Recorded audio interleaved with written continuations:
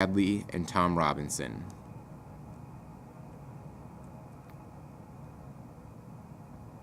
Atticus is the first character that we'll look at. Atticus is more than just the father to Jem and Scout, but he acts as a father figure to everybody in the novel. He comes from a family that has been in Maycomb for a long time. He represents Maycomb in the state legislature, and he is the town lawyer. Atticus is well respected, he's fair-minded, he is probably the character that is least influenced by prejudice in the novel, and he has nothing to hide. As Miss Maudie says, he acts the same inside and outside of his house. Atticus acts as a moral guiding light to all of the characters in the story. The next character that we'll look at is Jean Louise, or Scout Finch. Jean is our narrator, Scout is our narrator, and her nickname Scout is appropriate. A scout is someone who goes out and collects information and reports back, and that is exactly what Scout does as the narrator. She asks questions and she observes and lets the reader in on the information that she learns. There are a couple different scouts that we see in the novel. The first scout that we meet is Scout as an adult. The novel is told as a flashback, so it is through Scout's voice as an adult that we hear the story being told. The second scout that we meet is Scout as a child. This is the scout who we are most familiar with. We also see Scout grow. The scout as a child grows throughout the course of the novel. She starts out as a 5-year-old who only knows the world around her, and that world is her house and her brother and her dad and Calpurnia, the housekeeper. As the novel continues, she meets new characters. She's exposed to things such as Dill and going to her first day of school, and also the trial of Tom Robinson. She learns about the different points of view that characters have throughout Maycomb, and she learns about the different points of view in the world. She's slowly exposed to the injustice and prejudice that is in the world around her. Jem is Scout's older brother. His full name is Jeremy Atticus Smith. When the novel starts, he is 10, and he grows into a young man of 13 years old. Jem shows the progression that the characters take throughout the novel, where he is starting off like Scout in a very small world, and like Scout, he learns and grows. Because Jem's a little bit older, he's able to process information, to learn new stuff, and he starts to think about things in new and different ways. Jem is very idealistic. He can't believe that Tom Robinson was found guilty.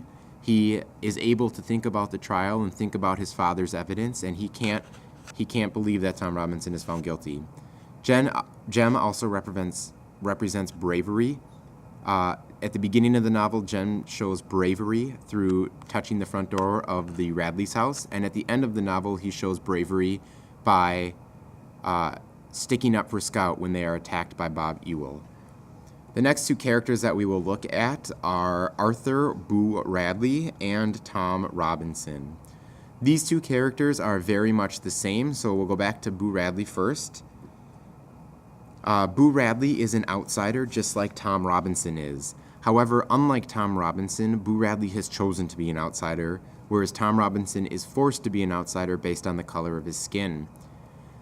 Boo Radley and Tom Robinson are both treated with prejudice. Tom Robinson is treated with prejudice because of the color of his skin, whereas Boo Radley is treated with prejudice by Jem, Scout, and Dill because of the rumors that surround his existence. Both Boo Radley and Tom Robinson are seen as mockingbird characters in the novel. The mockingbird represents innocence, someone that never does bad things to anyone. This is true of both Tom Robinson and Boo Radley. The big difference between them, besides their race, is that at the end of the novel, Tom Robinson is killed and Boo Radley kills. Boo Radley kills Bob Ewell to protect Jem and Scout, when Tom Robinson is killed in a supposed attempt to escape from the jail. We'll start moving on to talk about the symbols in the novel. Most importantly, the mad dog, the snowman, Miss Maudie's house fire, and the mockingbird. The first symbol that we're going to talk about is the mad dog. The mad dog represents the Tom Robinson trial that is coming and the chaos that potentially might ensue. Atticus must kill the mad dog before it gets too crazy and attacks somebody. Only Atticus has the skill to kill the dog, so Hecate gives Atticus the gun. This is very similar to how Atticus was appointed to represent Tom Robinson in the court case where Tom Robinson was accused of raping Mayella Ewell.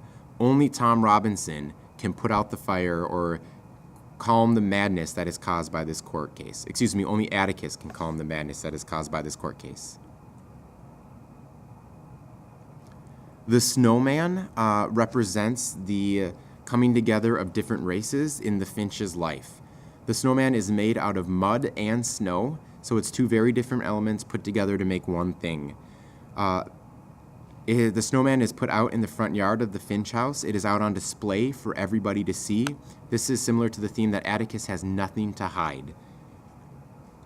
The night that they build the snowman, Miss Mowdy's house catches on fire, and the house represents the contrast of many different things in the novel. Most obviously, the burning house is contrasted against the bitterly cold night that Maycomb is experiencing. We have the cold versus the hot, but it also represents good versus evil, right versus wrong, Tom Robinson versus the Ewells, and all the other conflicts, black versus white, that appear in the novel. It foreshadows the trial that is coming up, and it shows the prejudice and intolerance that is still around in Maycomb by melting the snowman that represents peace and justice and racial harmony. The last symbol that we'll look at is the mockingbird, and Atticus talks about the mockingbird, and he says, remember, it's a sin to kill a mockingbird. And Miss Mowdy explains that mockingbirds never do anything wrong to anybody, so that is why it's wrong to kill them. All they do is sing and bring joy into the world. And Tom Robinson and Boo Radley represent the mockingbird. Neither of them harm anybody, yet harm both comes to them. And through this metaphor, we learn that what is happening to them is wrong. And this is how Atticus teaches his children and how the reader is let in on what the characters are thinking. We'll talk about three themes in the novel: racism, good versus evil, and the loss of innocence. These three themes are pretty apparent and obvious throughout the course of the novel. The first one, racism, we can see a couple examples that I have found in the novel, although there are plenty more.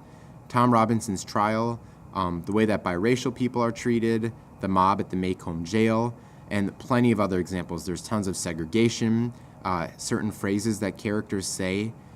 There's tons of examples of racism in To Kill a Mockingbird. The next theme that we'll look at is good versus evil, and this is most apparent in the trial of Tom Robinson. However, we can break it down even more. There are characters that represent good and evil, such as Atticus, Jem, Scout, Dill, and Boo Radley, who represent good, and Bob Ewell and Mayella Ewell, who represent bad. But it could be argued that Mayella Ewell represents good as well. And then there are different symbols, like Tom Robinson's trial, the death of Bob Ewell, the education of Jem and Scout. It is up for argument whether or not these represent good or bad, or they fall in the middle. The important thing on the test is that you support all of your answers with examples from the text. If the death of Bob Ewell represents good, even though it's death, because it's the end of this evil character who has forced his daughter to lie on the stand and who has been harassing the townspeople, you need to explain why that's good. All right? If it's bad, you need to explain why it's bad. Also think about what ultimately wins in the novel, good or evil.